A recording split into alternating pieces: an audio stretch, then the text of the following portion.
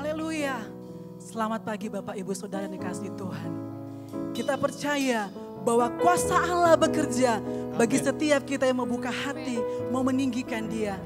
Dimanapun Bapak Ibu Saudara-saudari sekalian berada, yakinlah bahwa kuasa Tuhan yang sama dapat bekerja lebih di tempat dimanapun engkau berada. Sebab hanya Engkau Tuhan yang layak untuk kami puji, yang layak untuk kami sembah. Haleluya.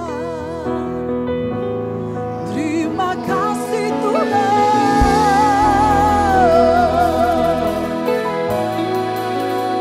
Kami buka hati kami untuk Engkau bekerja. Kami buka kehidupan kami lebih lagi buat Roh Kudus menjamah setiap kami.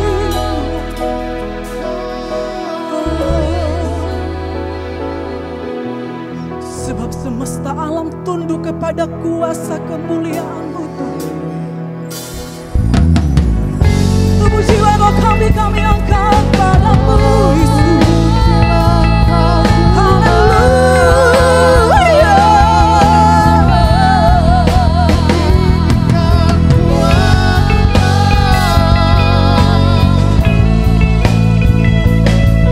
Terima kasih Tuhan.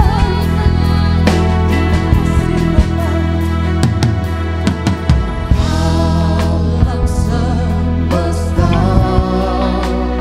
melukiskan kebesaran Tuhan. Bumi dan surga menyanyikan kemuliaan nama-Mu. Hosana, Hosana,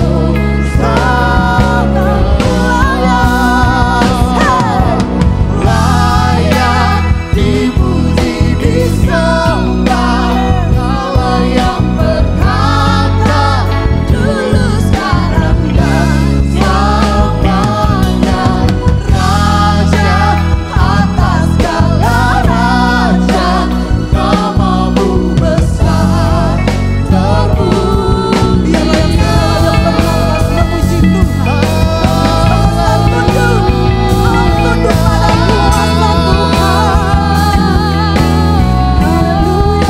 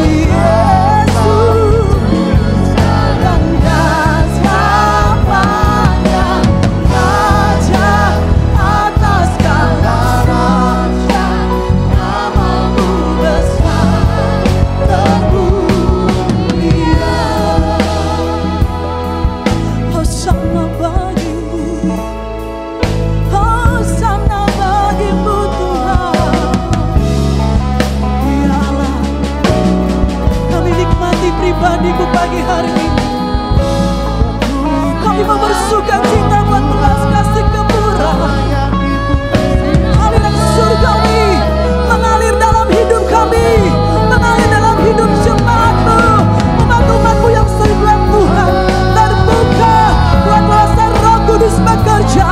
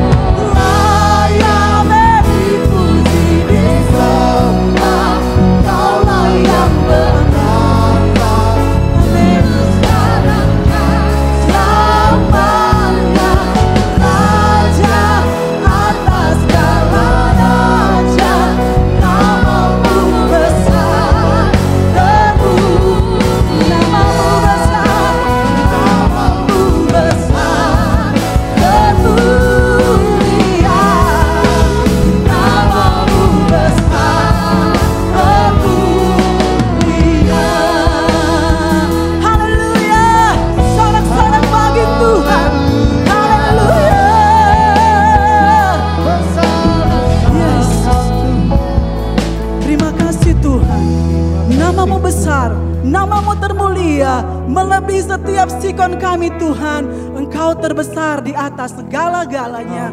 Engkau penguasa, Engkau pengatur kehidupan kami. Tuhan, inilah hidup kami Tuhan. Kami siap sedia untuk mempermuliakan Engkau. Untuk kuasa Roh Kudus bekerja. Di dalam ibadah kami merasakan sukacita yang baru yang berasal daripada Engkau. Kami mulaikan semuanya, kami alaskan di dalam satu nama. Dalam nama Tuhan Yesus Kristus. Haleluya. Amin. Puji Tuhan. Kita percaya bahwa langit dan bumi, semua yang ada layak untuk meninggikan Dia. Apapun situasi yang kita alami, itu tidak membatasi saya dan saudara untuk mempermuliakan nama Tuhan. Sebab Dia juru selamat kita, sebab Dia benteng kekuatan kita. Haleluya, puji Tuhan. Amin. Glory, haleluya. Hey.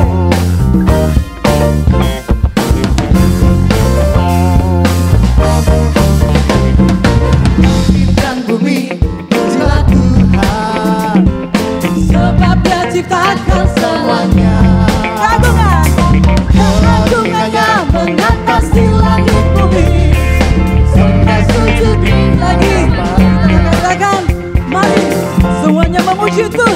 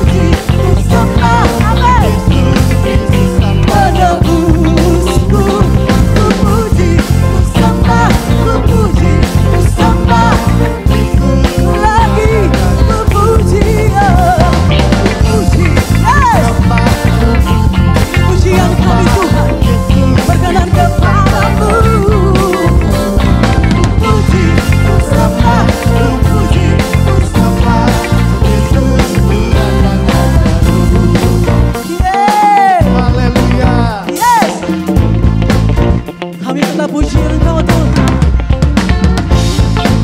Haleluya, haleluya, haleluya, haleluya,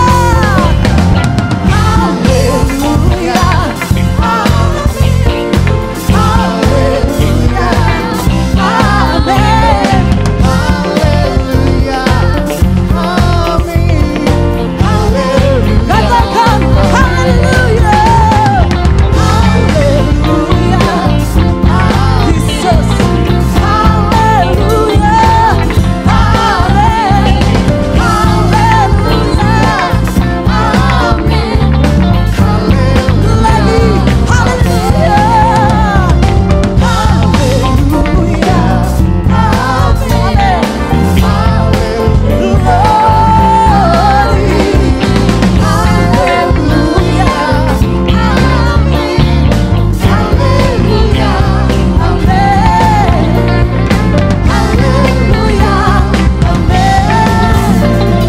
haleluya, amin, haleluya, hormat pujian bagimu Tuhan. Haleluya, puji Tuhan, puji Tuhan. Kita tetap menyembah Dia. Apapun yang kita alami, Tuhan tetap gunung batu yang teguh dalam hidup kita. Amin. Di badai topan dunia, Tuhan ada di tengah-tengah kita. Puji Tuhan. Haleluya.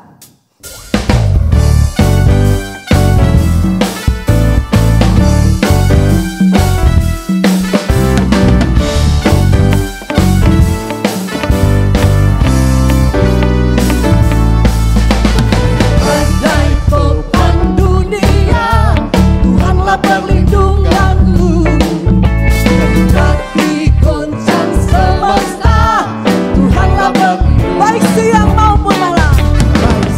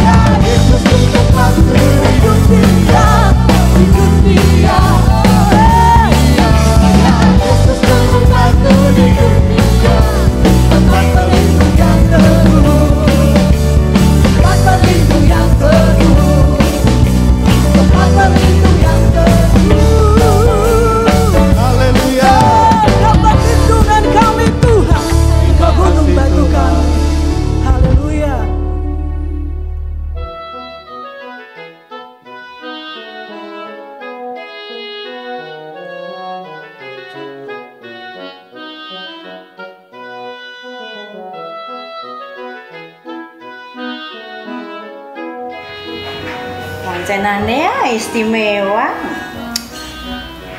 Mewah iki ya. Iya ora larang ya tukune wenang Paris. Bas. Masuki. Wes diku Mbah kae mobil-mobile. Sampun. Pajerone? Sampun. Expander? Sampun. Rubicon? Sampun. Harrier? Sampun. Sing resik ya. Ora batal cate. Ya. Larang Bas. 200 juta.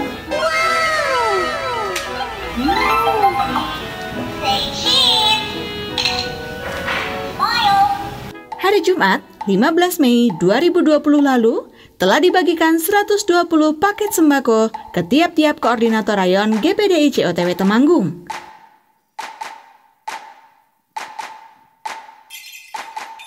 Panitia yang bekerja sama dengan seksi sosial masih membuka donasi untuk periode selanjutnya. Dari jemaat untuk jemaat, sebagai perpanjangan tangan Tuhan, mari kita saling membantu sesama. Anda dapat menghubungi sekretariat atau transfer ke rekening sebagai berikut. Buat kalian, para pemuda dan remaja, ada kabar gembira. Kalian bisa ikuti ibadah Pro-M dan TOTW jam 6 sore di channel YouTube GPDI COTW Temanggung. Yuk, kabarin teman-teman kamu, jangan lupa untuk stay tune setiap Sabtu jam 6 sore.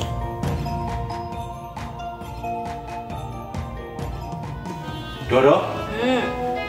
Dari tadi ngapa toh? Kok ngelap-ngelap tas terus? Tak lihat-lihat. Kok Doro sibuk banget ngurus barang-barang kayak begini? Yo piye, Bas? Iki kesayangannya aku. Iki kesayangannya aku. Kowe ngerti tas ki regane piro? Tas ki 200 juta. Sing iki 500 juta. Sing iki 750 juta. Bangga nemen aku lho nek nganggo iki. Ketok. Cocok karo aku kok. Oke. Tas larang. Iki lho tukune iki nang Paris. Ngerti? Lewat just tip online. Hah? Ada-ada aja sih Doro. Tapi Doro, jangan lupa loh. Apa? Nanti itu ada ibadah jam 6 sore. Anda tetap dapat mendaftar baptisan air. Adapun pelaksanaannya menunggu keputusan pemerintah tentang status social distancing. Anda dapat mengikuti ibadah online GPDI COTW Temanggung dengan jadwal sebagai berikut.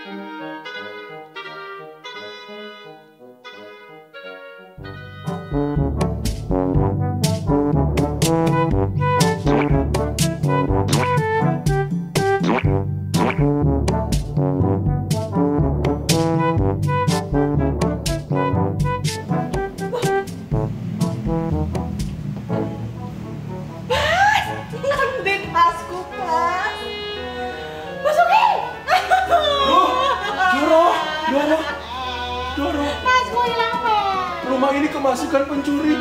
Mobil-mobil yang ada di garasi yang ada 20 itu hilang semua. Mobilku 20 hilang. 20-20-nya. Iya. Aduh, tasku hilang apa? Aduh, Doro, wes Doro. jangan sentuh aku, Basuki. Wes Doro. Makanya Doro, jangan lekatkan hati Doro kepada barang-barang yang ada di dunia ini, Doro. Mendingan kan Doro kumpulkan harta yang ada di surga. Mengat, karat, pencuri itu tidak akan bisa mengambilnya, Doro. Ya, banyak ibadah Doro. Terus bersyukur, imani Tuhan pasti gantian Doro. Amin. Terus tapi tasku sing saen iki ora ono. Wis ora apa-apa. Mobilku Bas. Wis ora apa-apa. Ya, ikhlaskan ya Doro. Bersyukur ya. Aku yo sadar Bas, lama iki aku ki ngurusi bondo wae. Aku dadi malas ibadah Bas. Apa-apa duit. Aku seneng karo duit Bas.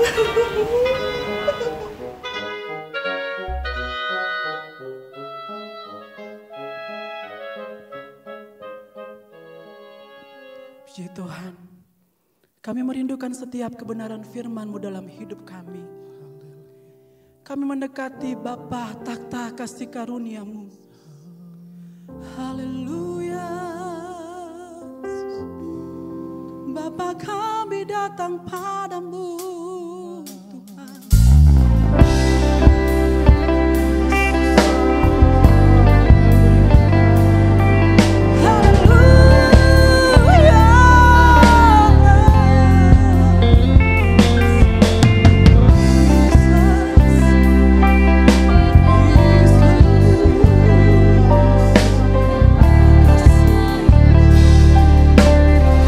Mari kita katakan,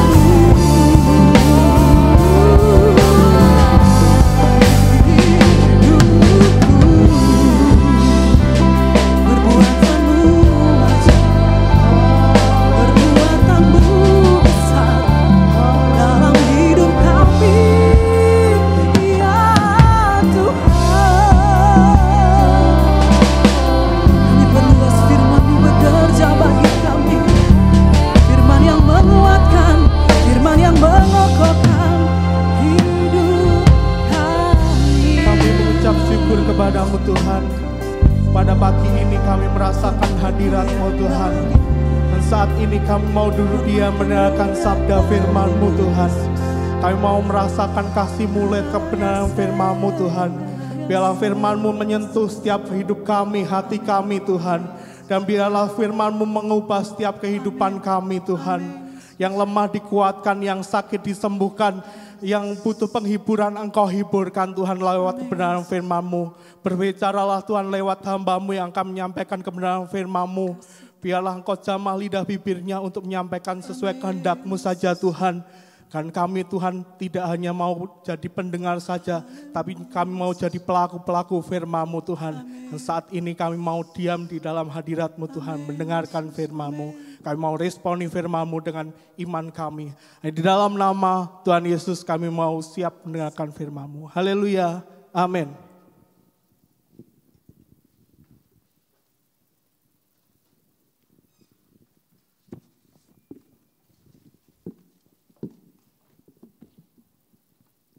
Puji Tuhan, haleluya. Saudara, Bapak, Ibu yang dikasihi oleh Tuhan masih tetap bersemangat di dalam Tuhan. Haleluya. Di pagi hari ini, Bapak Ibu Saudara yang dikasihi oleh Tuhan, sesuai dengan tema bulan ini, bahwa kita harus memiliki visi hasil dari merenungkan firman. Dan judul khotbah pada pagi hari ini saya beri tema, mengenal pribadi Yesus melalui firman-Nya. Saudara, setidaknya ada 3 alasan mengapa kita harus memiliki visi di mana kita hidup saat sekarang ini, saudara yang dikasihi oleh Tuhan. Saudara, orang bisa saja gelap mata ketika melihat keadaan dan sudah tidak bisa menahan hatinya. Oleh karena itu penting sekali penglihatan kita, bukan hanya secara jasmani, tetapi juga mata iman kita. Mari kita awali ayat kita. Di dalam kitab Kejadian pasal yang ke-21, Kejadian pasal yang ke-21, mulai ayat yang ke-19, dan nanti akan saya sambung ayat yang ke-15 dan ayat 16. Mengapa saya baca ayat 19? Nanti akan kita perhatikan di sana. Lalu Allah membuka mata Hagar sehingga ia melihat sebuah sumur. Ia pergi mengisi kirbatnya dengan air, kemudian diberinya anak itu minum. Ayat yang ke-15 kita akan mundur di ayat sebelumnya. Ketika air yang di kirbat itu habis, dibuangnyalah anak itu ke bawah semak-semak. Dan ia duduk agak jauh, kira-kira sepemenah jauhnya. Sebab katanya, tidak tahan aku melihat anak itu mati. Sedang ia duduk di situ, menangislah ia dengan suara nyaring. Saudara, mengapa kita harus memiliki visi atau penglihatan sesuai dari sudut pandangnya Allah? Karena ketika masalah datang dan tidak sanggup kita menahannya lagi, mata jasmani kita terbatas dan bisa sangat terpengaruh dengan kondisi kita yang sedang kita alami. Sama seperti Hagar. Ketika semua yang dimilikinya habis, bahkan anak yang satu-satunya dia bawa hampir mati karena kehausan. Dia tidak tahan melihat anaknya mati. Tetapi apa yang diperbuat oleh Allah? Allah membuka mata Hagar. Saya percaya Hagar di sekeliling itu sebetulnya sudah ada jawaban Allah. Tetapi dia tidak bisa melihatnya. Karena apa? Belum mempunyai pandangan seperti yang Allah lihat. Bagi Hagar mungkin harapannya sudah sirna. Tidak ada apa-apa lagi, tidak bisa berbuat apa lagi. Tetapi bagi Tuhan, Tuhan sanggup mengerjakan segalanya. Dia sanggup tunjukkan jalan keluar. Sama kepada Hagar, kepada Ismail anaknya. Demikian juga di akhir zaman ini. Banyak orang tidak tahan melihat kondisi sekarang. Hanya Allah yang mampu memberikan jalan keluar. Memberikan pertolongan. mampu memberikan pencerahan sehingga kita dapat melihat jalannya Allah dibukakan di hadapan kita. Yang kedua, saudara, alasan yang kedua mengapa kita harus memiliki visi yang dari Tuhan. Saudara yang dikasihi oleh Tuhan, di zaman kegelapan seperti sekarang, banyak orang sedang dibutakan oleh ilah zaman ini. Sehingga saatnya berita Injil itu yang harus terus kita dengar, kita fokuskan, kita pegang janji Allah. Sehingga janji itu akan digenapi bagi setiap orang yang mendengar, melakukannya dengan teguh berpegang pada firman Allah. 2 Korintus 4 ayat 3 sehingga ayat yang keempat berkata demikian. Jika Injil yang kami beritakan masih tertutup juga, maka ia tertutup untuk mereka yang akan binasa, yaitu orang-orang yang tidak percaya, yang pikirannya telah dibutakan oleh ilah zaman ini, sehingga mereka tidak melihat cahaya Injil tentang kemuliaan Kristus yang adalah gambaran Allah. Saudara, gambaran Allah akan bercahaya di dalam firman Allah yang tercatat di dalam kitab Injil. Yang saudara dan saya percaya, yang saudara dan saya renungkan setiap hari, itu akan membukakan mata iman kita ketika dunia ini sedang dibutakan, saudara. Tapi mata iman kita melihat. Bukankah firman Tuhan berkata, tetapi orang-orangku benar akan hidup oleh iman percayanya. Haleluya.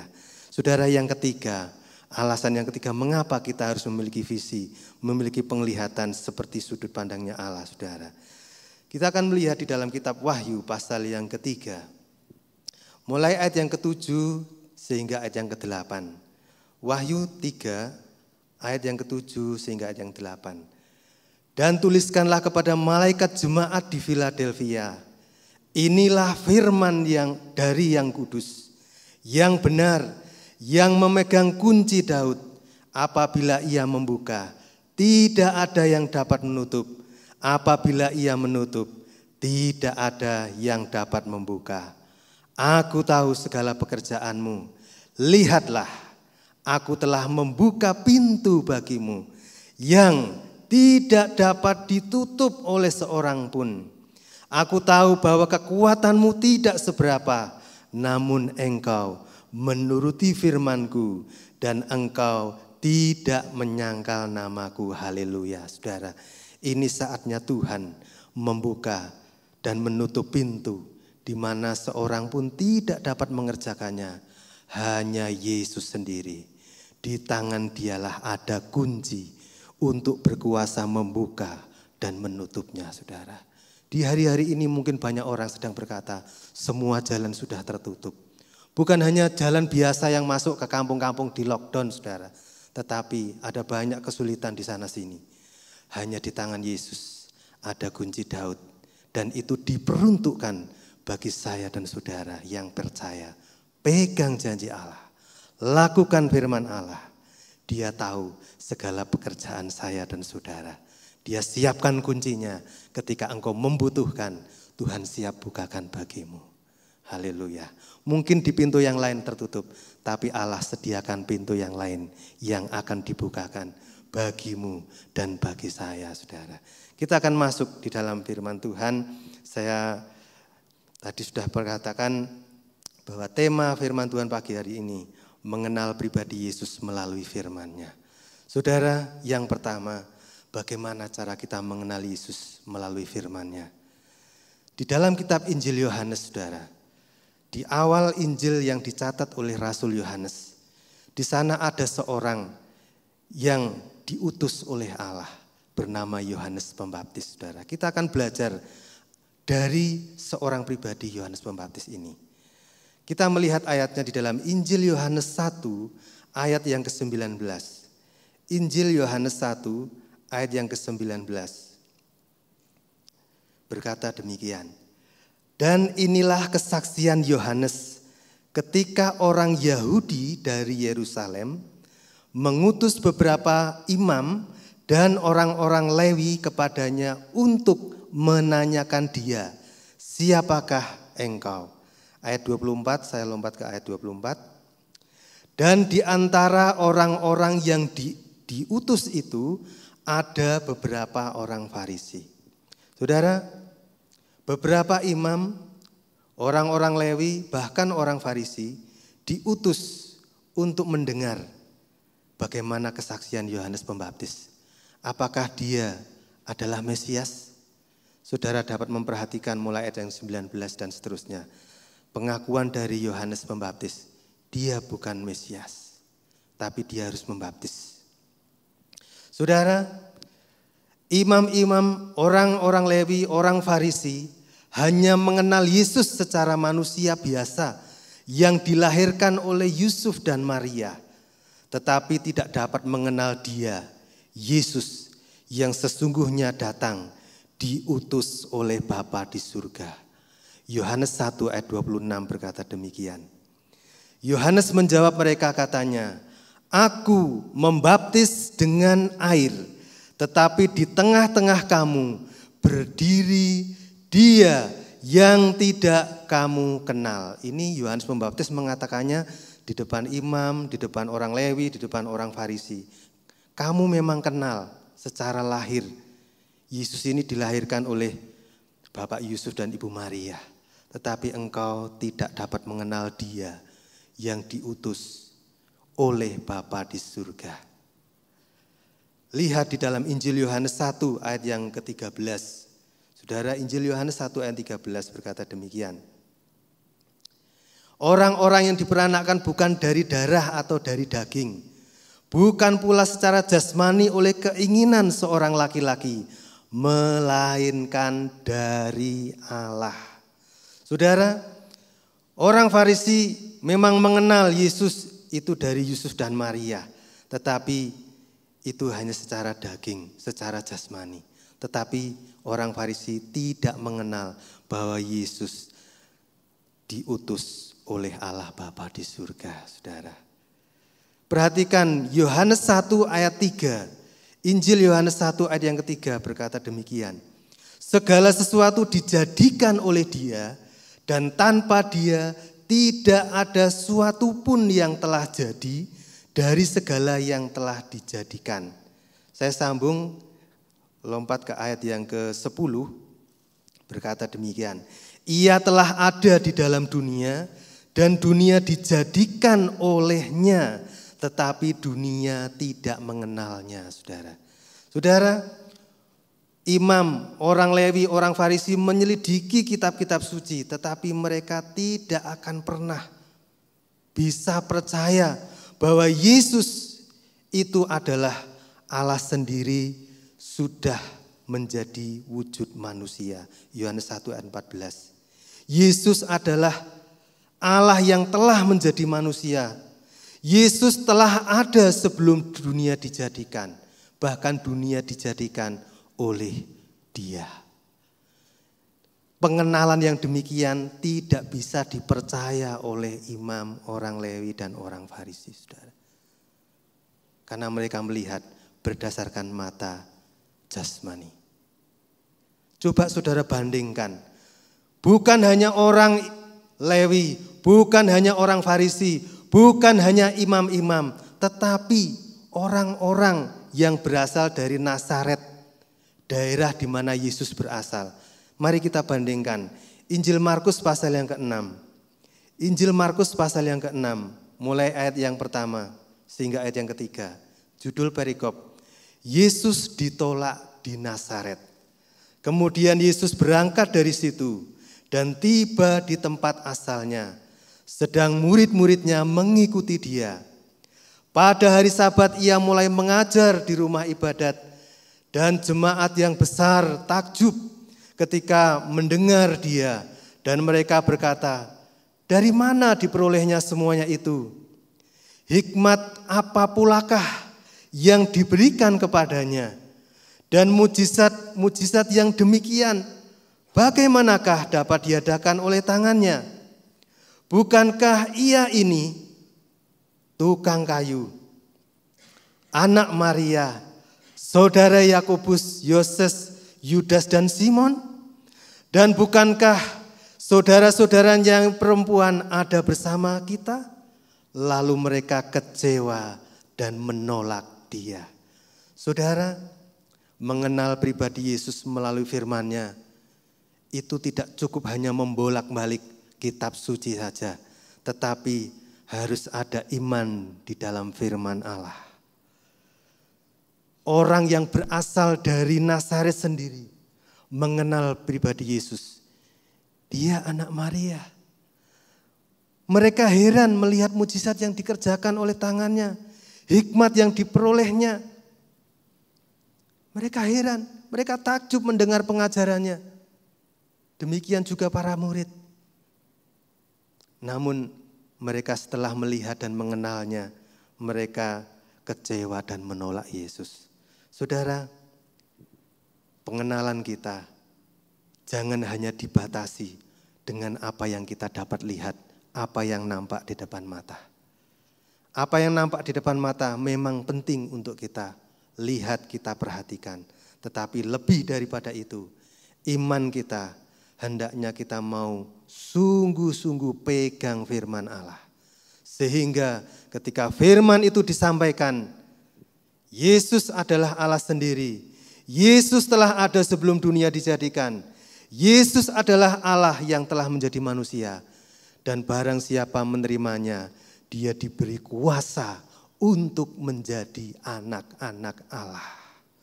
Saudara, siapakah yang memiliki kuasa di akhir zaman ini, ketika zaman sekarang ini banyak orang dibutakan oleh ilah zaman. Banyak orang tidak tahan melihat kondisi zaman sekarang. Banyak jalan yang ditutup, hanya Allah yang dapat membuka dan menutupnya. Mari kita mau belajar sama seperti Yohanes Pembaptis. Dia tadinya, saudara, seorang utusan. Dia bisa melihat Mesias, dia bisa melihat anak Allah. Kita akan lanjutkan, saudara. Ketika kita sudah mengerti apa yang disaksikan oleh Yohanes Pembaptis ini, kita akan belajar lebih lagi bagaimana Yohanes Pembaptis ini mengenal pribadi Mesias dan anak domba Allah ini. Kita lanjutkan. Yohanes Pembaptis walaupun seorang nabi besar, ia juga belajar mengenal pribadi Yesus melalui firman-Nya. Perhatikan kata-kata ini di dalam Injil Yohanes 1 ayat 27. Injil Yohanes 1 ayat yang ke-27 berkata demikian. Saya akan mulai di ayat yang ke-26. Yohanes menjawab mereka, katanya, "Aku membaptis dengan air, tetapi di tengah-tengah kamu berdiri Dia yang tidak kamu kenal, yaitu Dia yang datang kemudian daripadaku. Membuka tali kasutnya pun aku tidak layak." Yohanes Pembaptis mengakui Dia yang datang kemudian daripadaku. Artinya apa, saudara? Yohanes Pembaptis ingin menunjukkan bahwa Yohanes Pembaptis lahir lebih dahulu daripada Yesus. Ini di ayat yang ke-27. Coba saudara memperhatikan, tetapi seiring berjalannya waktu, pengakuan ini berubah di ayat yang ke-30. Injil Yohanes 1 ayat yang ke-30 berkata demikian. Dialah yang kumaksud ketika aku katakan, kemudian daripadaku akan datang seorang yang telah mendahului aku, sebab Dia telah ada sebelum aku. Saudara, pengenalan yang terus bertumbuh, saudara. Dia yang akan datang, yang telah mendahului aku. Tadinya Yohanes Pembaptis melihat Yesus secara lahir. Yesus itu lahirnya belakangan daripada Yohanes Pembaptis. Tetapi ketika pengenalan ini bertumbuh, dia dapat mengenal Yesus. Nanti kan kita lihat kenapa demikian terjadi. Dia telah ada sebelum aku. Mengapa? Mengapa Yohanes Pembaptis dapat menyaksikan pengenalannya akan Yesus sebagai Mesias, Yesus sebagai anak Allah, Yesus sebagai anak domba Allah. Saya tertarik dengan kata-kata Injil Yohanes 1 ayat 31, saudara. Kita teruskan. Dan aku sendiri pun mula-mula tidak mengenal dia. Tetapi untuk itulah aku datang dan membaptis dengan air supaya ia dinyatakan kepada Israel. Saudara, saya tertarik dengan kata mula-mula. Ini dicatat, saudara. Ini penting, saudara. Karena pengenalan itu rupanya bertumbuh. Siapapun dia yang mengenal Tuhan, pasti akan mengenal Tuhan seiring berjalannya waktu. Bertumbuh, bertumbuh, bertumbuh, saudara. Saudara, mula-mula Yohanes Pembaptis tidak mengenal dia. Ayat yang ke-33, saya lanjutkan, lompat ke ayat 33. Dan aku pun tidak mengenalnya, tetapi dia yang mengutus aku untuk membaptis dengan air telah berfirman kepadaku, jikalau engkau melihat roh itu turun ke atas seseorang dan tinggal di atasnya, dialah itu yang akan membaptis dengan Roh Kudus. Perhatikan ayat 34. Dan aku telah melihatnya dan memberi kesaksian, ia inilah anak Allah. Luar biasa, saudara. Yang tadinya mengenal Yesus itu lahirnya belakangan daripada Yohanes Pembaptis. Tetapi Yohanes Pembaptis dapat mengakui, dia akan datang, dia telah mendahului aku, dia telah ada sebelum aku. Dia mula-mula tidak mengenal Yesus, tapi pengenalannya terus bertumbuh. Lewat apa, saudara? Perhatikan di ayat yang ke-33, itu ada beberapa kata di situ, saudara. Tidak mengenalnya, tetapi dia mengutus aku. Yohanes Pembaptis menyadari dia adalah utusan Allah. Dan tidak berhenti sampai kata diutus. Tetapi dia telah berfirman. Jika engkau melihat, dan seterusnya. Jadi Yohanes Pembaptis ini dapat mengenal Yesus adalah Mesias. Yesus adalah anak Allah. Yesus adalah anak domba Allah. Karena dia telah berfirman kepadanya. Jikalau engkau melihat. Saudara, firman Allah yang kita dengar setiap hari akan membuat kita bertumbuh. Bertumbuh sehingga kita bukan hanya mendengar dan mendengar. Tapi akan sampai kepada level engkau akan mengalami. Engkau akan melihat pekerjaan Allah. Dinyatakan di depan matamu. Dan engkau akan melihat perkara-perkara yang heran. Perkara-perkara yang besar. Seperti yang Tuhan utus kepada Yohanes Pembaptis. Saya percaya saudara dan saya diutus oleh Allah. Karena Yesus pernah berkata, lihat aku mengutus kamu sama seperti domba-domba ke tengah-tengah serigala. Saudara, kita adalah utusan-utusan Allah. Dan Allah siap berfirman kepada setiap pribadi lepas pribadi. Sehingga engkau akan bukan hanya mendengar dan mendengar. Tapi engkau akan melihat, engkau akan menyaksikan. Dan orang akan melihat kesaksianmu. Dan banyak orang menjadi percaya. Sama seperti kesaksian Yohanes Pembaptis. Berseru-seru, bertobatlah, kerajaan sudah dekat, kerajaan Allah sudah dekat. Dan banyak orang yang datang kepada Yohanes. Demikian juga saudara dan saya.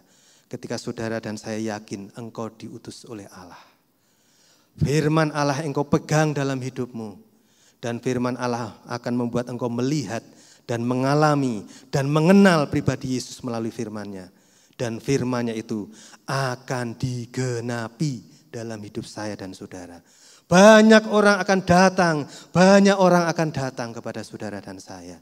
Bukan karena saudara dan saya hebat, tapi karena hebatnya firman Allah digenapi dalam hidup saya dan saudara. Berikutnya saudara, di dalam Injil Yohanes pasal yang pertama, ayat yang ke-35 sampai ayat 37, kita akan belajar yang kedua saudara, mengenal pribadi Yesus melalui firman-Nya.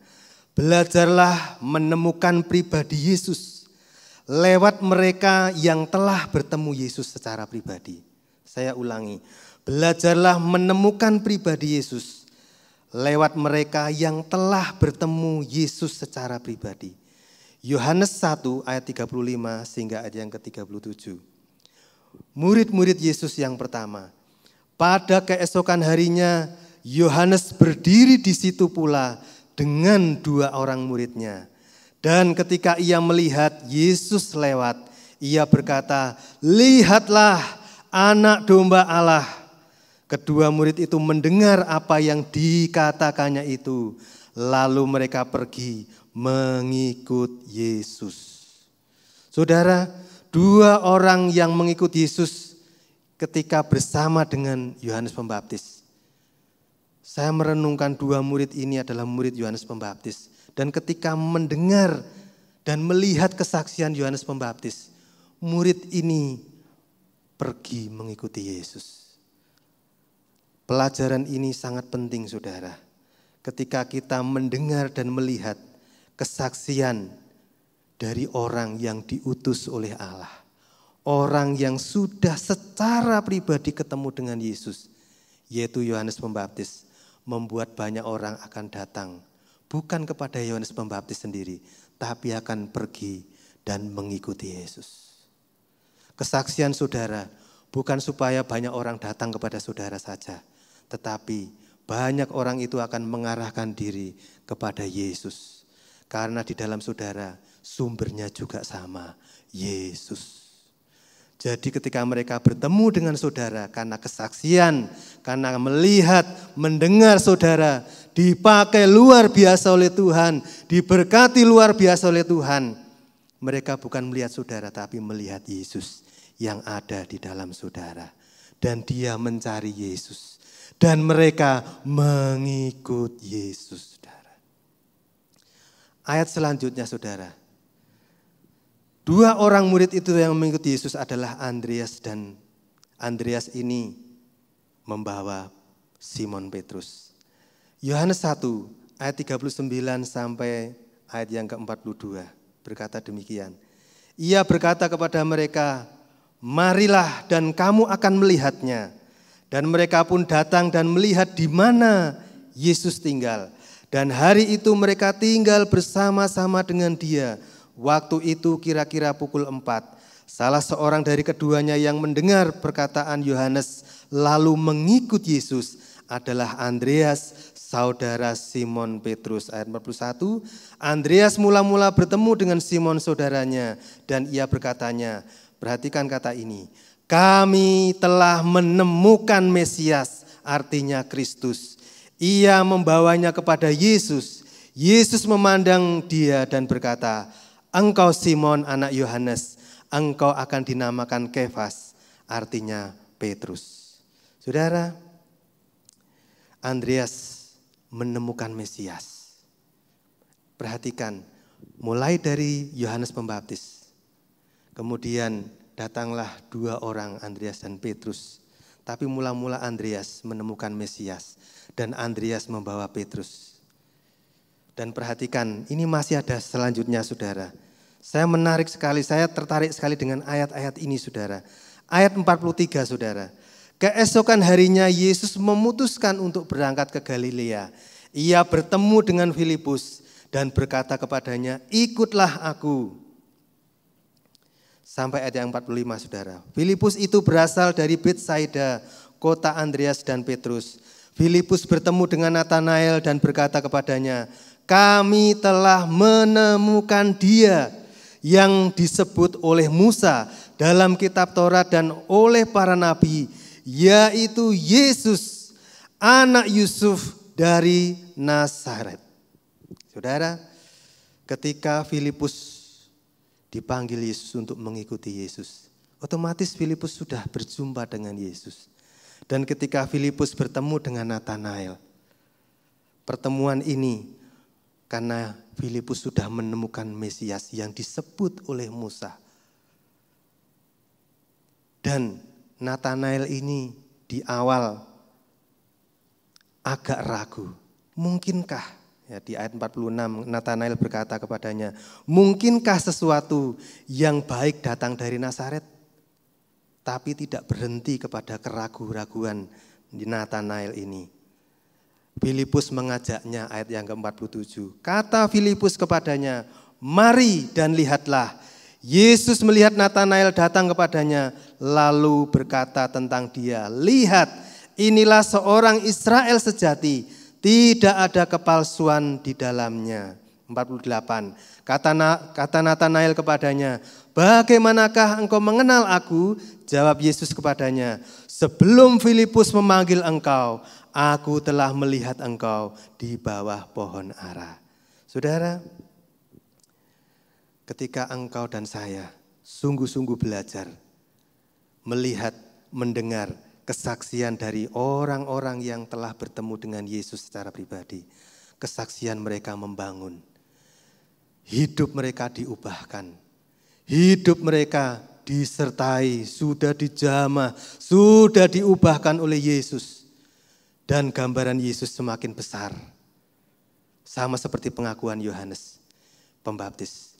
Biarlah dia bertambah-tambah dan aku semakin berkurang-kurang. Saudara, inilah pengenalan pribadi Yesus yang benar. Ketika kita semakin mengenal Yesus, pengenalan itu bertambah-tambah. Yesusnya yang bertambah-tambah besar dan kita akan semakin berkurang-kurang. Orang lain ketika melihat saya dan saudara, ada Yesus di dalam saudara dan saya. Karyanya sungguh besar, karyanya sungguh nyata. Bukan hanya kepada Yohanes Pembaptis, bukan hanya kepada Andreas dan Petrus, bukan hanya kepada Filipus dan Natanael, tapi sampai kepada murid-muridnya yang lain, saudara. Yang ketiga, saudara, mengalami Yesus secara pribadi lewat firman Allah.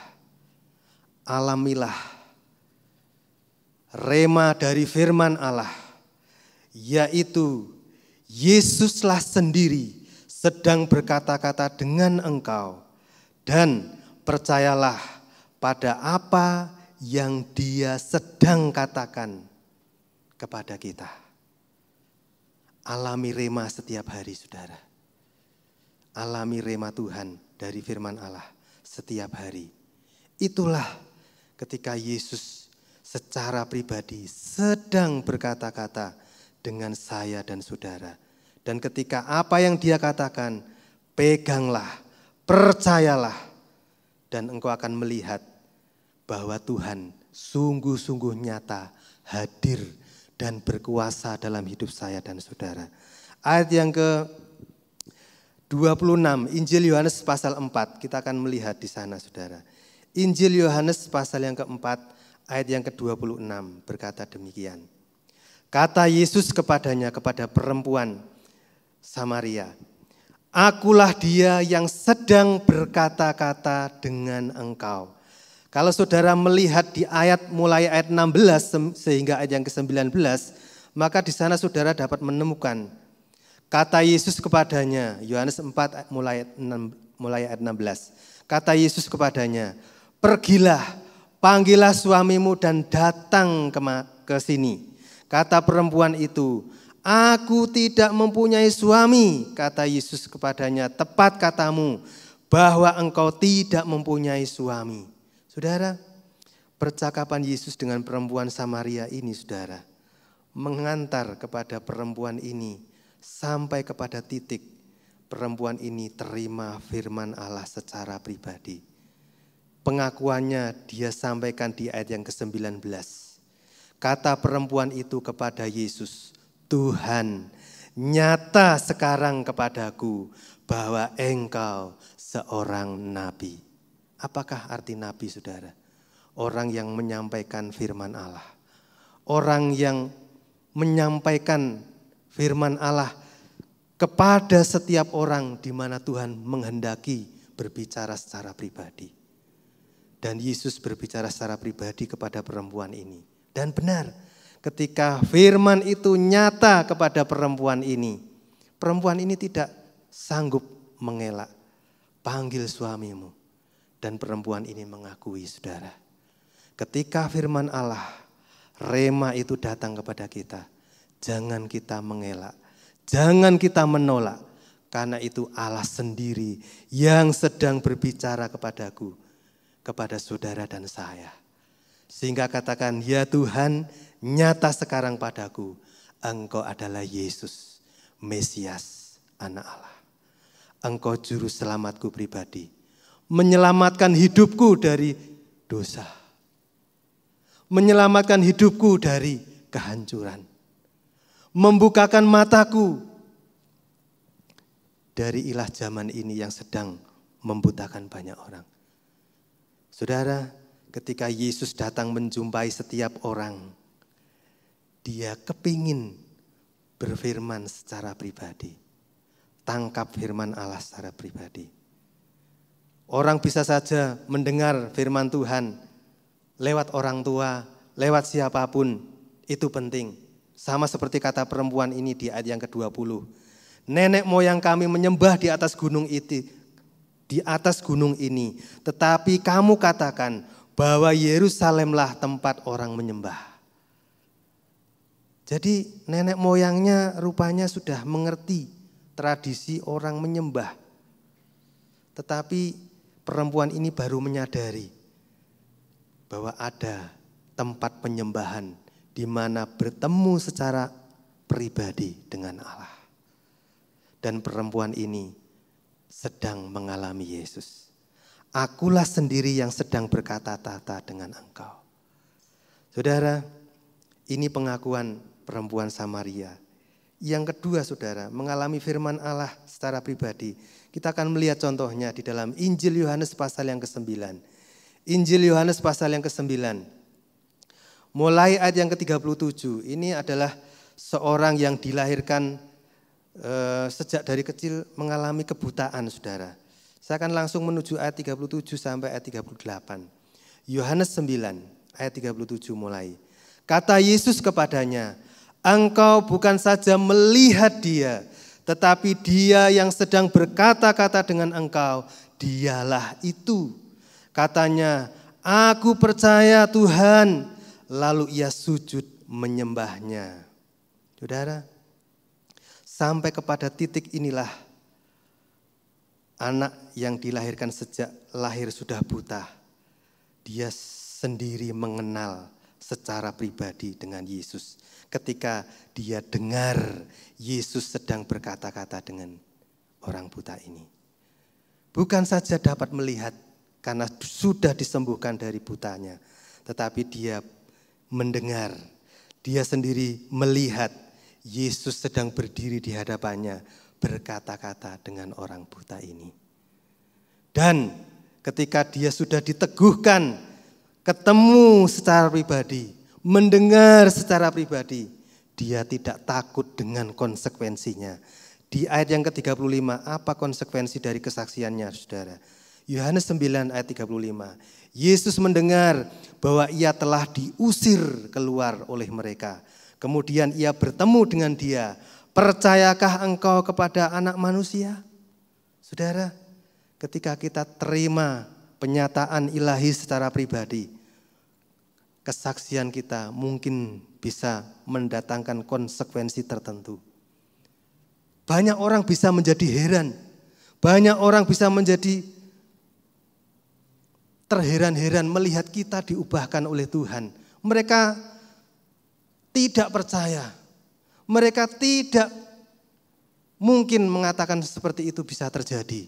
Karena orang buta sejak lahir tidak mungkin bisa melihat kalau tidak ada orang yang diutus dari Allah untuk ketemu secara pribadi, untuk ketemu dan menyembuhkan orang ini.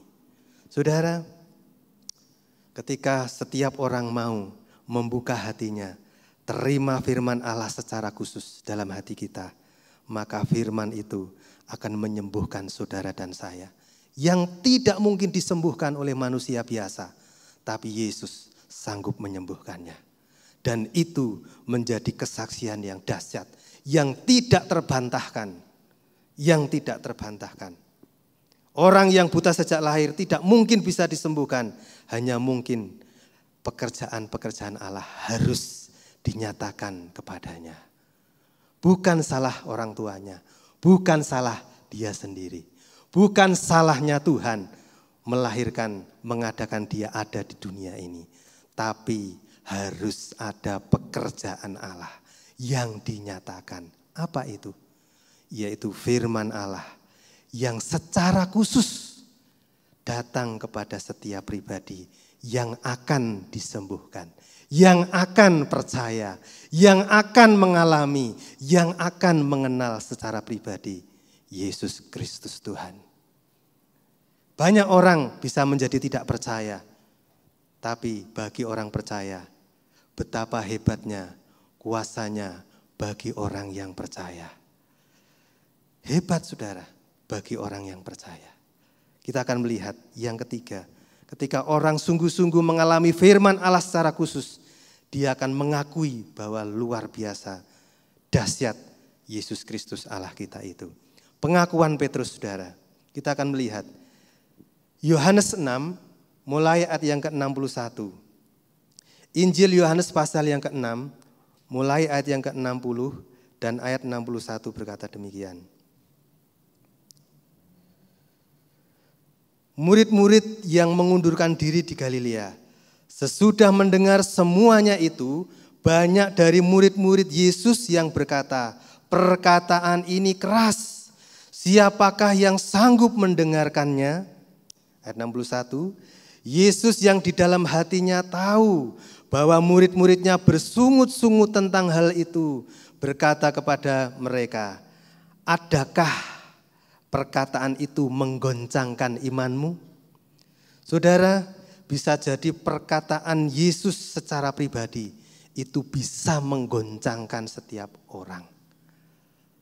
Tetapi kita mau belajar, justru ketika firman itu datang secara khusus kepada kita, bukan menggoncangkan, tapi sebaliknya meneguhkan, menguatkan, melengkapi kita saudara.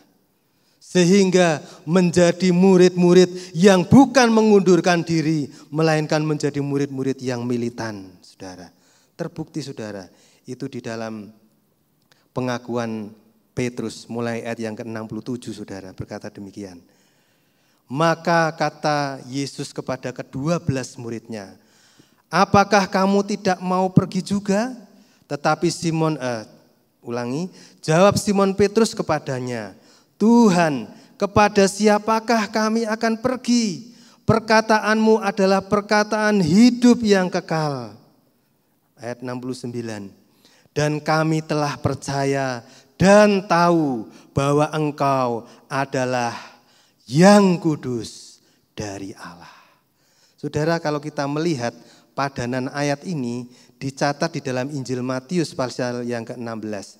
Kita akan melihat Injil Matius pasal yang ke-16 mulai ayat yang ke-13, saudara. Sama-sama diberi judul perikopnya pengakuan Petrus, saudara. Injil Matius 16 mulai ayat yang ke-13. Setelah Yesus tiba di daerah Kaisarea Filipi, ia bertanya kepada murid-muridnya. Perhatikan, kata orang, siapakah anak manusia itu? Jawab mereka, ada yang mengatakan Yohanes Pembaptis, ada juga yang mengatakan Elia, dan ada pula yang mengatakan Yeremia atau salah seorang dari para nabi. Lalu Yesus bertanya kepada mereka, tetapi apa katamu? Siapakah aku ini? Maka jawab Simon Petrus, engkau adalah Mesias, anak Allah yang hidup. Kata Yesus kepadanya, berbahagialah engkau Simon bin Yunus, sebab bukan manusia yang menyatakan itu kepadamu, melainkan Bapa-Ku yang di surga. Saudara, Petrus mengatakan demikian bukan serta-merta dari dirinya sendiri, tetapi ada yang menyatakannya, saudara. Saudara, pengakuan kita yang teguh itu berdasarkan firman Allah. Dan itu tidak terbantahkan, saudara. Ketika saudara mendapat rema firman Tuhan, itulah Yesus sendiri sedang berkata-kata dengan saya dan saudara. Perhatikan apa yang dia katakan, apa yang dia firmankan. Percayalah, dengarkanlah, peganglah. Sehingga apa yang dia katakan, engkau akan menggenapinya. Hampir semua murid kecuali Yudas Iskariot yang mengkhianati, mereka semua telah menggenapi firman Allah, saudara. Mereka awal-awalnya mula-mula dipilih oleh Yesus, bukan manusia yang sempurna, tetapi mereka dapat dipakai oleh Allah menjadi alat yang luar biasa. Kenapa? Melatih hidupnya terus-menerus bertemu dengan rema firman Allah itu. Yang berikutnya, saudara, pengakuan dari Yohanes Rasul, saudara. Yohanes pasal yang ke-12, mulai ayat yang ke-4 dan ayat yang ke-7. Sebagai ayat-ayat yang terakhir, saudara. Yohanes pasal yang ke-12, mulai ayat yang ke-4.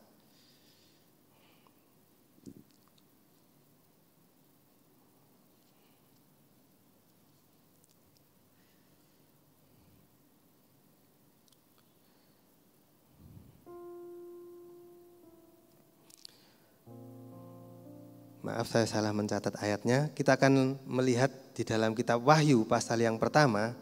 Wahyu pasal yang pertama mulai ayat yang ke-9 sehingga ayat yang ke-13. Wahyu pasal yang ke-9, Wahyu pasal 1, maaf. Ayat yang ke-9 mulai ayat yang ke-13 sampai ayat 13. Aku Yohanes, saudara dan sekutumu dalam kesusahan, dalam kerajaan dan dalam ketekunan menantikan Yesus, berada di pulau yang bernama Patmos. Oleh karena firman Allah dan kesaksian yang diberikan oleh Yesus. Saudara perhatikan, oleh karena firman Allah dan kesaksian yang diberikan oleh Yesus. Pada hari Tuhan aku dikuasai oleh Roh dan aku mendengar dari belakangku suatu suara yang nyaring seperti bunyi sangkakala. Katanya, apa yang engkau lihat, tuliskanlah di dalam sebuah kitab dan kirimkanlah kepada 7 jemaat ini. Ke Efesus, Smyrna, ke Pergamus, ke Tiatira, ke Sardis, ke Philadelphia dan ke Laodikia. Lalu aku berpaling untuk melihat suara yang berbicara kepadaku.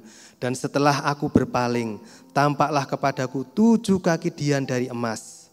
Dan di tengah-tengah kaki itu ada seorang rupa anak manusia, berpakaian jubah yang panjangnya sampai di kaki, dan dadanya berlilitkan ikat pinggang dari emas. Saudara, kesaksian dari Yohanes Rasul ini, dia bukan hanya mendengar tapi melihat pribadi Yesus. Dia yang berfirman, dia yang mencatat setiap firman Allah ini dalam kitab Wahyu, saudara. Dan diberikannya kepada sidang jemaat, ke-7 sidang jemaat yang hidup di akhir zaman ini, saudara. Dan ketika surat itu ditulis dan dikirimkan, selalu diawali dengan kata, inilah firman dari Dia. Saudara, pengenalan ini akan terus bertumbuh ketika saudara dan saya alami firman Allah setiap hari, saudara. Sebagai kesimpulan dan catatan yang perlu kita perhatikan, ketika Yesus datang, mari saudara, memang di dalam Injil Yohanes 1 ayat 18 mengatakan, tidak seorang pun pernah melihat Allah. Hanya pribadi anak tunggal Allah Bapa, dialah pribadi yang sanggup menyatakan siapakah Allah yang sejati itu. Dia telah kita peringati lewat kenaikannya. Yesus naik ke surga dan dia utus Roh Kudusnya. Izinkan Roh Kudusnya datang dan bekerja dalam hidup saya dan saudara. Yohanes 16, saudara dapat catat. Yohanes 16 ayat 4 sampai 14. Ketika Roh Kudus, Roh Penghibur itu datang, Dia akan mengerjakan, Dia akan mengatakan, Dia akan menginsafkan, Dia akan memimpin kita dalam segala kebenaran. Dan ketika Dia datang, buka hati kita, dengarkan firman Allah. Kasihilah Tuhan dengan berpegang dan melakukan firman Allah, sehingga Dia menyatakan dirinya kepada saya dan saudara. Ayat terakhir, Yohanes 14 ayat 21. Yohanes 14 ayat yang ke-21 berkata demikian. Barang siapa memegang perintahku dan melakukannya, dialah yang mengasihi aku. Dan barang siapa mengasihi aku, ia akan dikasihi oleh Bapa-Ku. Dan aku pun akan mengasihi dia dan akan menyatakan diriku kepadanya. Saudara, kenaikan Yesus sudah kita peringati. Dia utus Roh Kudusnya yang kita nanti-nantikan datang dan tinggal dan bekerja dalam hidup saya dan saudara. Dengarkan firman-Nya, kasihi Dia, lakukan firman-Nya, pegang firman-Nya. Dia berjanji, siapapun yang melakukan firman Allah, dia mengasihi aku dan Yesus mengasihi dia. Setiap hari dia menyatakan dirinya. Tidak peduli banyak pintu yang tertutup, tetapi ada kuasa Allah yang sanggup membukakan pintu itu bagi saudara dan saya. Mari belajarlah mengenali Yesus secara pribadi melalui setiap firman-firman, baik yang disampaikan oleh utusan-utusan Allah, baik lewat kesaksian-kesaksian pribadi orang yang telah bertemu dengan Yesus, baik secara khusus Roh Kudus yang berbicara dalam hati saudara dan saya. Kita akan naikkan satu nyanyian. Yesus, Engkau kebenaran yang menyelamatkan hidupku. Ketika kebenaran-Mu Engkau sampaikan, itu mengubahkan hidupku, itu menyelamatkan hidupku.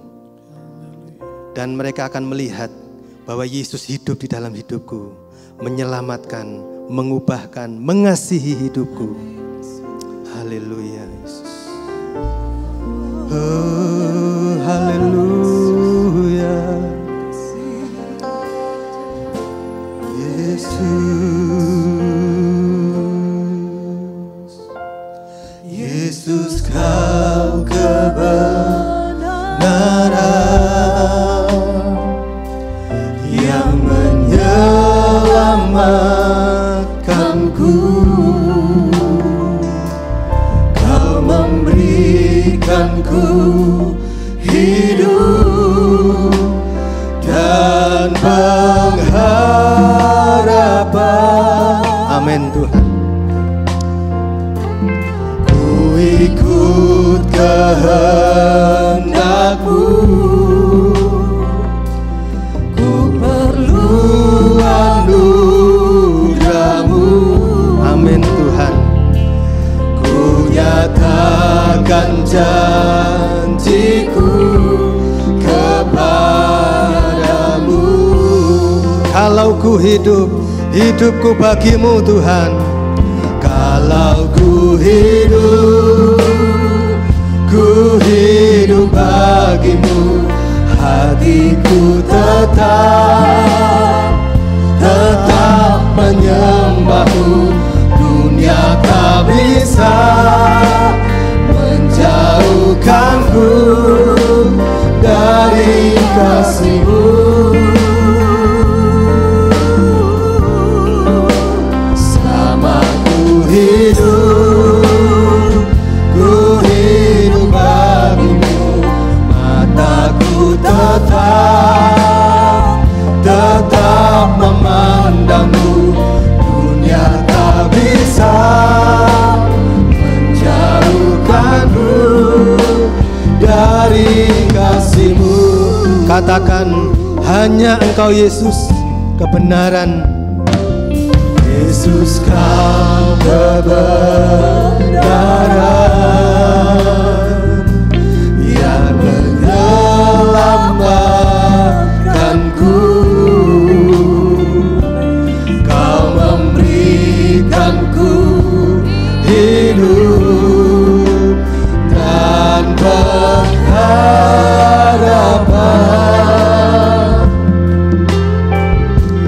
Ku ikut kehendak-Mu, ku perlu anugerah-Mu. Ku nyatakan janjiku kepadamu. Kalau ku hidup bagimu. Amin Tuhan. Ku hidup bagimu. Hatiku tetap menyembah-Mu. Dunia tak bisa menjauhkanku dari kasih-Mu. Selama ku hidup bagi-Mu. Mataku tetap memandang-Mu. Dunia tak bisa menjauhkanku dari kasih-Mu. Saudaraku, ketika setiap pribadi di mana Yesus datang dan membuka hatinya untuk bertemu dengan Dia secara pribadi, perempuan Samaria ini sudah gelisah hidupnya, tidak tahu jalan keluar. Tetapi Yesus bertemu dengan dia siang hari itu dan hidupnya diubahkan.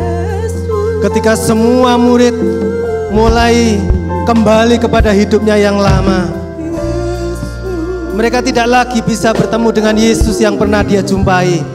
Tetapi Yesus datang kepada mereka dan mereka menemukan pengharapan itu kembali.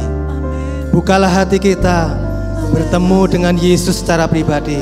Apapun kondisimu, engkau akan diubahkan oleh pribadi Yesus itu. Dia berkuasa mengubahkan, Dia berkuasa memberi pengharapan, Dia berkuasa menolong hidupmu. Amin. Kita akan naikkan pujian ini, refnya sekali lagi, dan kita akan berdoa dan saya serahkan kepada Bapak Gembala.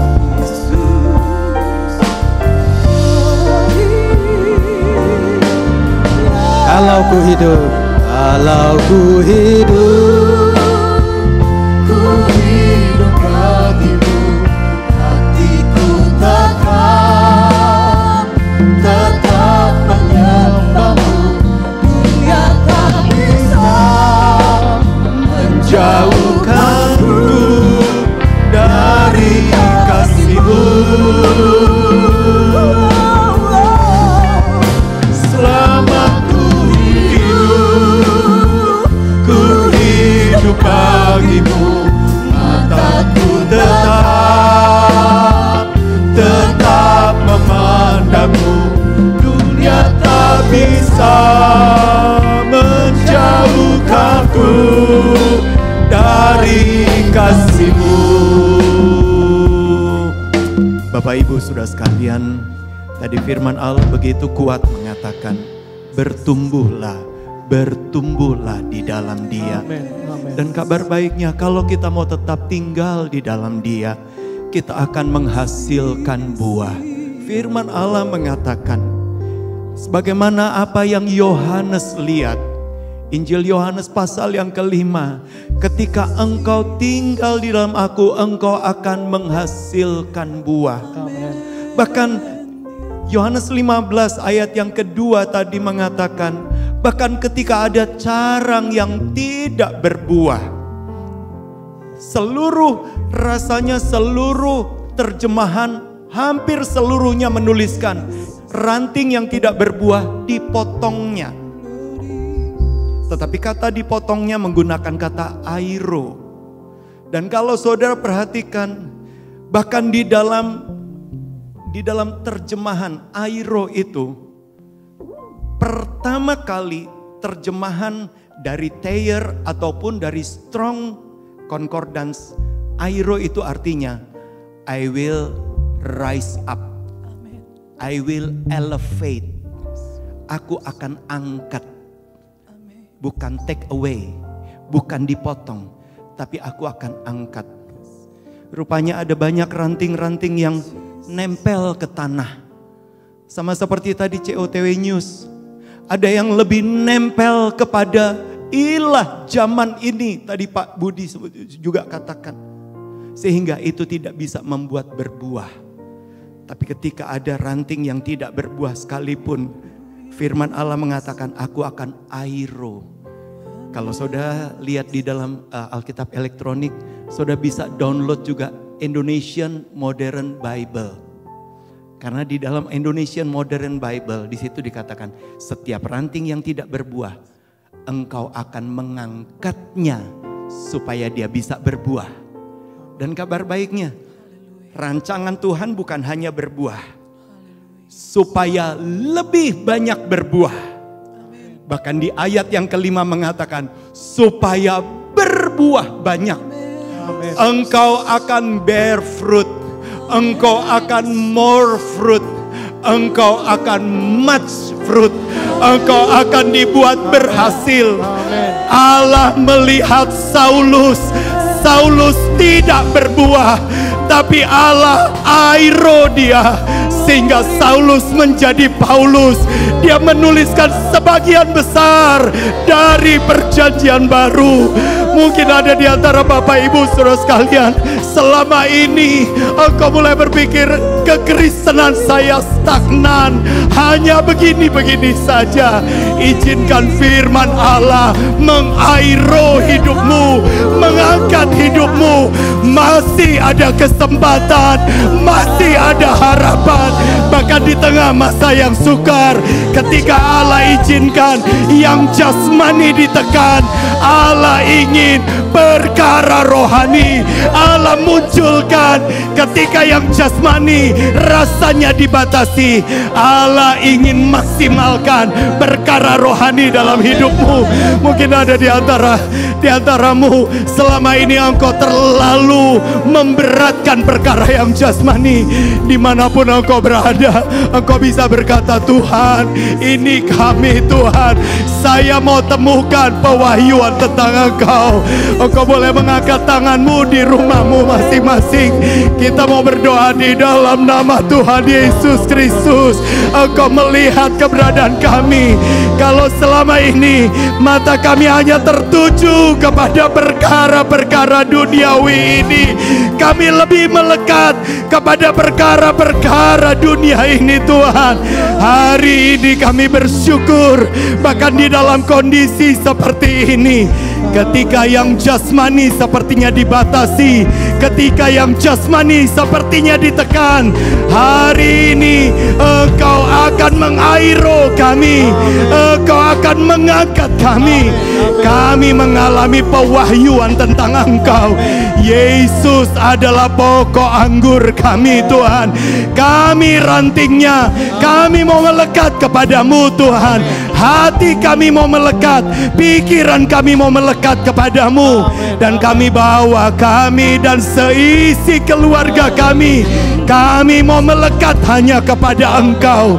Terima kasih Tuhan, kalau Engkau sanggup selamatkan Saulus menjadi Paulus, Engkau sanggup selamatkan perempuan di Sikar, bahkan menjadi orang yang membawa seisi kota Sikar datang kepada Yesus. Engkau adalah Allah yang sama yang bekerja pada pagi hari ini. Engkau akan jamah setiap kami, Engkau akan jamah setiap kami. Bahkan orang gila di Gerasa, ketika diairo oleh Tuhan, ketika dibebaskan oleh Tuhan, dia menjadi pemberita kabar baik di Dekapolis, di 10 kota. Engkau sanggup membawa kami juga, sehingga kami akan menghasilkan buah. Kami akan berbuah banyak, kami akan menghasilkan lebih banyak buah, bahkan kami akan berbuah banyak. Terima kasih Tuhan, terima kasih. Bahkan di tengah masa yang sukar ini, kami tahu Tuhan, Engkau tidak pernah tinggalkan kami. Jadilah pada kami seperti firman Allah. Jadilah pada roh kami seperti firman Allah. Kami terima pewahyuan tentang Yesus. Jadilah pada jiwa kami seperti firman Allah. Kami aman di dalam Engkau. Kami memiliki roh hikmat dan keperkasaan turun atas kami. Jadilah pada kami seperti firman Allah, sehingga tubuh kami pun dijamah oleh Tuhan. Hamba-Mu berdoa, kalau ada yang sedang sakit, bahkan ada organ-organ yang mungkin secara jasmani menurut tim medis sekalipun sudah terserang, dan itu sudah terserang di tingkat yang parah sekalipun, hamba-Mu mau berdoa di dalam nama Tuhan Yesus Kristus.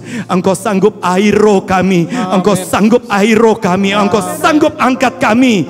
Sebagaimana Engkau sanggup selesaikan kebutaan dari Bartimius, sebagaimana Engkau sanggup sembuhkan orang yang kusta, Engkau adalah Allah yang sama yang menyembuhkan kami. Terima kasih, kuasa kesembuhan-Mu mengalir di setiap rumah. Bahkan kuasa pemulihan atas rumah tangga mengalir atas kami Tuhan. Kuasa pemulihan juga atas keluarga kami mengalir. Hubungan suami istri dipulihkan, hubungan orang tua dengan anak dipulihkan, hubungan saudara bersaudara dipulihkan. Dan kami boleh melihat, hati kami boleh tetap melekat kepada-Mu Tuhan. Terima kasih Tuhan, terima kasih. Kami akan menghasilkan buah, bahkan kami akan makin lebih banyak berbuah sampai kami berbuah banyak. Terima kasih Tuhan, terima kasih. Jadilah pada kami seperti firman Allah, sebab kami adalah hamba-Mu. Memberkati hamba-hamba-Mu yang melayani pada hari ini, memberkati seluruh umat Allah, memberkati setiap kami. Mari saudara kita terima berkat dari Tuhan. Tuhan memberkati engkau dan melindungi engkau. Tuhan menyinari engkau dengan wajah-Nya dan memberi engkau kasih karunia. Bahkan Tuhan menghadapkan wajah-Nya kepadamu dan memberi engkau shalom, damai sejahtera. Kini saudara-saudaraku sekalian, jalanilah hari-harimu dengan membawa berkat dari Allah Bapa. Engkau berhak menikmati berkat dari Bapa di sorga yang sudah disediakan bahkan jauh sebelum dunia dijadikan. Engkau menikmatinya karena engkau menikmati kasih karunia dan perkenanan lewat korban Yesus di kayu salib. Bahkan engkau tidak pernah sendiri, ada Roh Kudus yang menyertai hidupmu, yang akan terus mengingatkan engkau, memimpin dari iman kepada iman, dari kebenaran pada segala kebenaran. Engkau akan dibawa dari kemuliaan pada kemuliaan yang lebih besar lagi. Perlindungan kuasa darah Kristus akan melindungi engkau, keluarga serta orang di balik bayangmu, roh jiwa tubuh, dari mara bahaya, dari sakit penyakit, dari niat jahat, dari wabah, dari bencana, dari kuasa-kuasa kegelapan maupun dari pelecehan-pelecehan. Kami terima semua berkat ini dalam nama Yesus, dan semua yang percaya katakan amin. Puji Tuhan, selamat pagi dan Tuhan memberkati.